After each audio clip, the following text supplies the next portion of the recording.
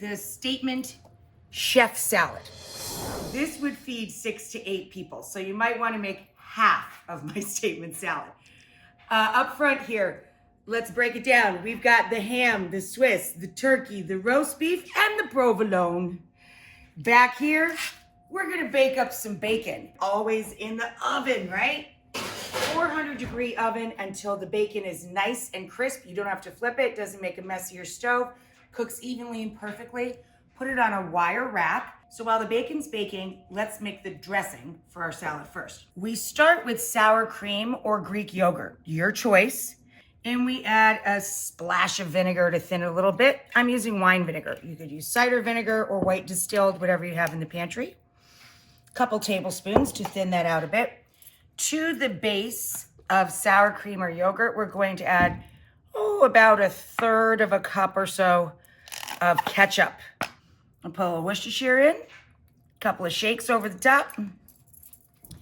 Hot sauce, a little or a lot. I'm using a cayenne pepper sauce that I find fairly mild. If I was using Tabasco, it's a little spicier, also cayenne pepper. But this is the one I have in the fridge. So I'm gonna go a little heavier because this one's a little milder. So you can do a teaspoon, you can do a couple teaspoons. It's really up to you and how the tolerance you have for heat. Then a couple big old fat spoonfuls, I'd say about 1/3 of a cup of relish. I add garlic to everything because that's how my family rolls. They like garlic. Okay, so now we're going to add 1/3 of a palmful of smoked sweet paprika, salt and pepper.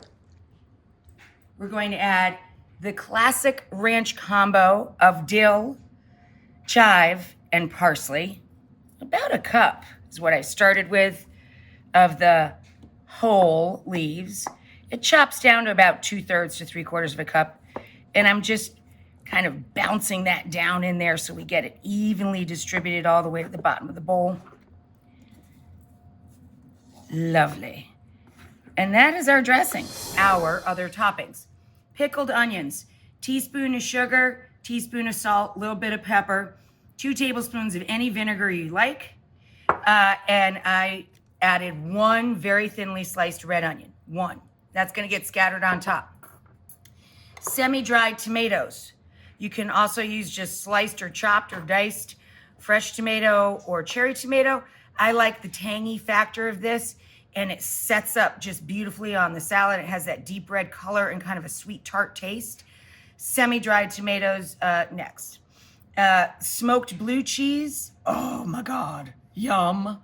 So I have some store-bought hard-boiled eggs that I've quartered and tossed with a little scallion, or you could use chive.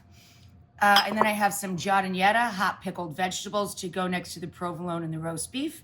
So I love good old iceberg, and that's how we core it. You knock it on the counter, and you just pop that sucker out. And then I cut it into slabs.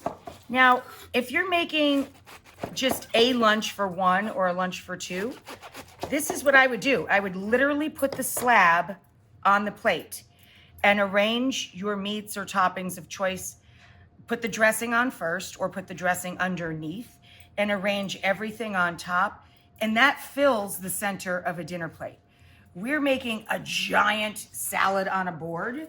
So I'm going to take our slabs and quarter them.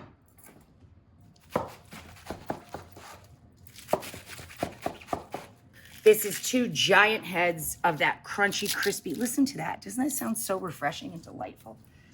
So I'm scattering this all over so that as we serve, everybody's getting some of that delicious, really ridiculously rich dressing. Going across, we have giardiniera, provolone, roast beef, crumbled smoked blue cheese, hard-boiled eggs with green onion.